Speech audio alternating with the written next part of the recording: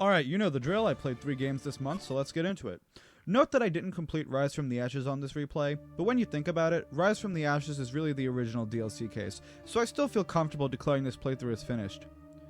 What struck me most about the original Phoenix Wright Ace Attorney after replaying the Apollo Justice trilogy just a few months ago, is how quaint it feels compared to the newer entries. The first 2 cases are exceedingly short, and Takumi is clearly still trying to figure out who these characters are as he's writing them. Since most of the Fae Clan lore isn't established until Justice for All, Maya contributes shockingly little to the proceedings. I know this is an in-universe plot point, but even during the investigation segments, her presence is barely felt, unlike in later entries where she has a very strong personality. And Phoenix is extremely green. Like, I thought he was acting uncharacteristically inexperienced during Spirit of Justice, but clearly I forgot the first game, where he stumbles through almost all of his arguments. Replaying the first game really solidifies my opinion that the original trilogy is just one game, since Phoenix Wright Ace Attorney doesn't do much besides introduce the trilogy's main players. It is ironic then, that by virtue of having to set up all of its main characters, Phoenix Wright Ace Attorney is the only game in the main series not to have any filler cases, with the typically filler Case 3 being crucial here to Edward's character arc. None of these points are meant to be complaints, by the way, just observations that surprised me. Edwards may be the only character in the game with an actual arc, but that's okay because it's a thoroughly entertaining arc that does a great job tying all the main characters together, and culminates in what is still one of the best cases in the entire series. Plus, the Ace Attorney formula is still a winner here, even at its most basic, as proven by Case 2's managing to tell a complete story with 2 investigation segments in about 2 hours. I had fairly high expectations going into Trails Through Daybreak. Pardon me for being a bit dramatic, but I had come out of the Cold Steel arc questioning why I even liked the series to begin with. It's not that Cold Steel was a slog the entire way through, as the games themselves were fun to play, but the arc as a complete narrative managed to squander every single interesting idea that it had by taking forever to get to the point, and by choosing the path of least resistance over the option that would make for more nuanced character writing almost without fail. I stuck with it, however, as the game that closed the Cold Steel arc, Trails into Reverie, was hyped up by the fandom as sort of a light at the end of the tunnel. Though Reverie is not my personal favorite game in the series, it proved to me that Falcom hadn't completely lost their ability to write a decent narrative, and so upon completing it, I was back on board for the next game, Trails Through Daybreak. Daybreak was the first Trails game I was part of the Western hype cycle for, having caught up with the series a couple months before Daybreak's release stateside, and much like Reverie, Daybreak is often cited as one of the best games in the series, so it was one of my most anticipated games for this year. Now that I've finished it, I get to write another long-ass review to determine whether or not I think it merits that praise, so let's get into it. A lot of the praise I see for Daybreak Online is on account of its protagonist, Van Arkwright, and I am happy to say that the praise is absolutely warranted in that department. Don't get me wrong, I love Lloyd, and I at least respect what they were trying to do with Reem, but Van has more personality than the two of them combined. Even if he is, as the game itself states on multiple occasions, a softie at heart, the street-hardened persona he puts on makes him the most entertaining Trails protagonist to watch since Estelle. For the first half of the game, he's more of a static character, imparting his wisdom onto his employees as they learn just how a Spriggan operates. Then, towards the back half of the game, the mask starts to slip and you get to see more of his weak side. In ways, I actually preferred when he was more of a static character, since his whole selfish selflessness problem retreads a little too much of Reem's character arc for my liking, but it is sweet seeing how the other party members start to take after him by the end of the game, and manage to bring him back to his senses by using his own philosophies against him. Van himself essentially being the final boss a la the scrapped original plan for Xenoblade Chronicles was a particularly cool beat. A couple of annoying side characters aside, the rest of the cast is strong too. Something else that Trails Through Daybreak does especially well compared to other entries in the series is maintaining intrigue. Van, Agnes, Rosette, Quatre, and Burgard at some point in the story all get larger mysteries attached to them. A handful of these are resolved during Daybreak, but most of them are only teased at, left as plot points for future entries to follow up on. I've heard mixed things about Daybreak too, but these incomplete character arcs alone already serve as strong launching off points, so if it's able to resolve them in a satisfying manner, that'll certainly earn it points with me. Also, while we're talking about the cast, I'd be remiss not to mention Judith, who doesn't have any major questions attached to her, but was impressive in how she went from a character I initially thought was annoying to one of my favorite members of the party despite never actually changing that much. She just got funnier with each appearance. Moving away from the writing for a moment, I ought to mention the combat in this review, as the Orbment system has been completely redesigned in this game, marking the most dramatic difference in combat between arcs yet. In the Sky and Crossbell arcs, you couldn't set arts. You had to set stat-modifying quartz a certain way to get the arts you wanted. Then in the Cold Steel arc, arts were made their own separate quartz that were equipable alongside the stat-modifying ones you used to use to build arts.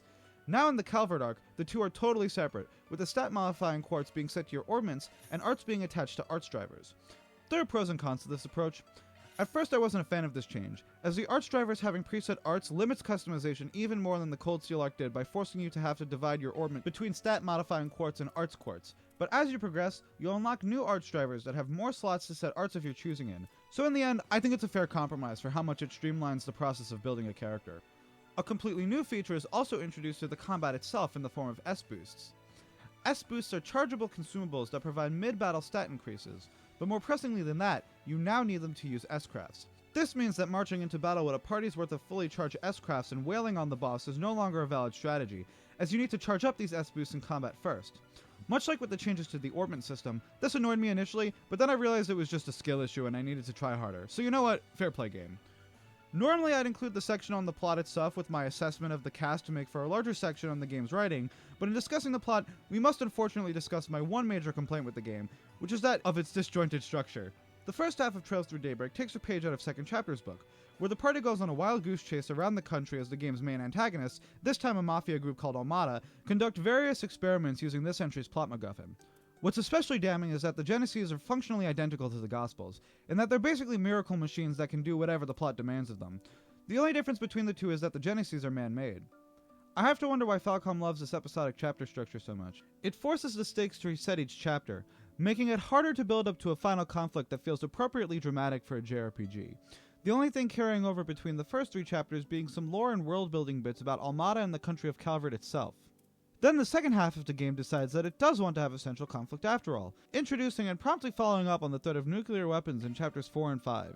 In a similar vein to Reverie, it highlights the dangers of Zemuria's rapidly expanding technology sector, and manages to be genuinely climactic despite only actually being a real point of contention for 2 of the game's 8 chapters, counting the prologue, intermission, and finale. I wish the whole game focused on this plotline, as it taps into the series' world-building strengths like the Crossbow arc did so well. The game's finale also felt largely unnecessary. Like it could have been lumped in at the end of Chapter 5 without too much trouble.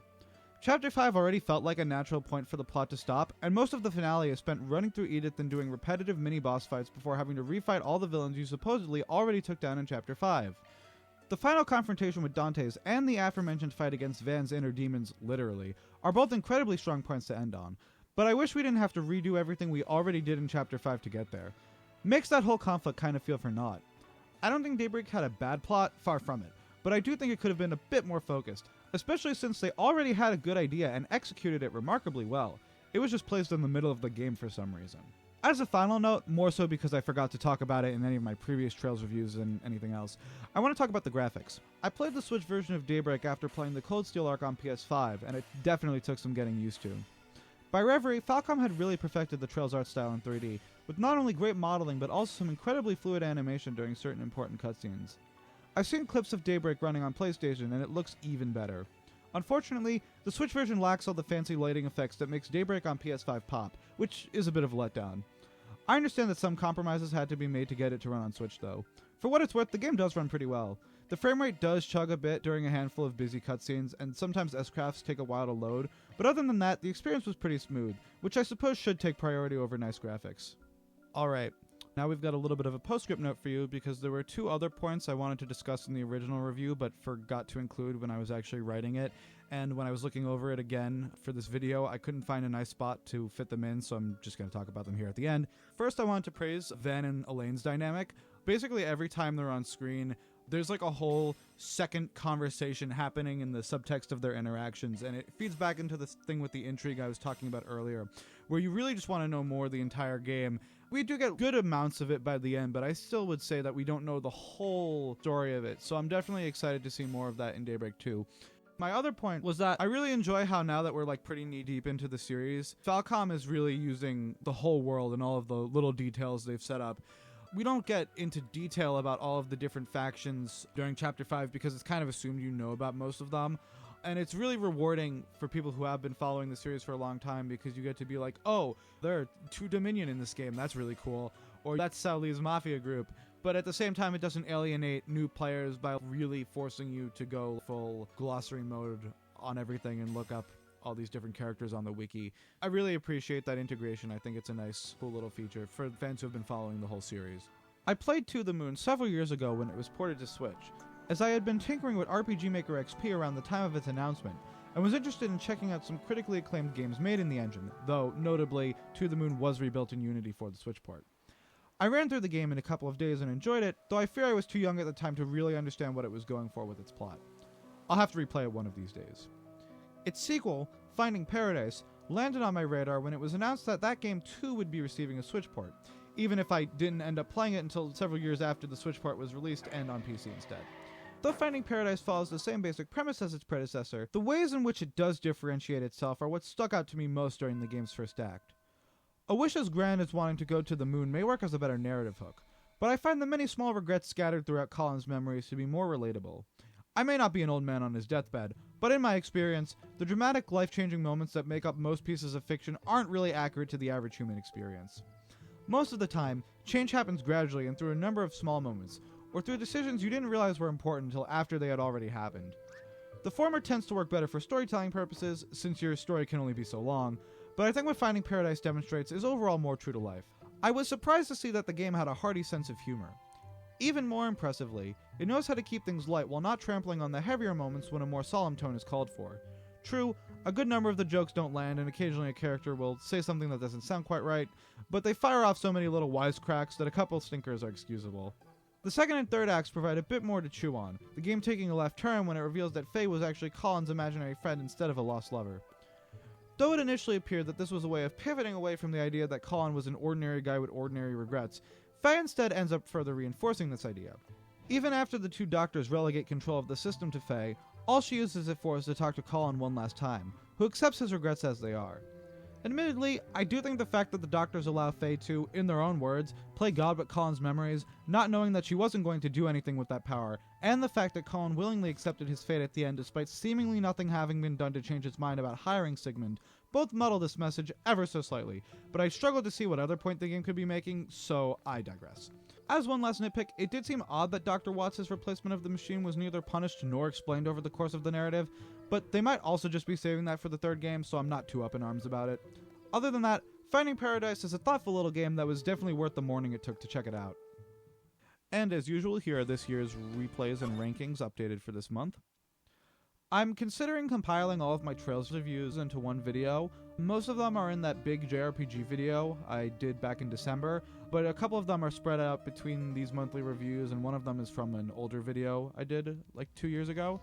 And throughout my Trails reviews, I've kind of tried to hit on all my big ideas regarding the series, not just talking about each individual game, because I do think there are some overarching pros and cons that the series has.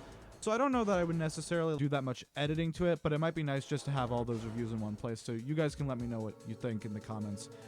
And if all goes well, there should be another non-review video up in a couple weeks. Oh, and while I'm rambling off script, before I forget, me and my collaborators finally uploaded our first full Let's Play, so you can check out a blind playthrough of Undertale in 2023 by the 3 Brain Cells. It's 12 episodes, and yeah, they're all up on my channel now, so go check that out. Until then,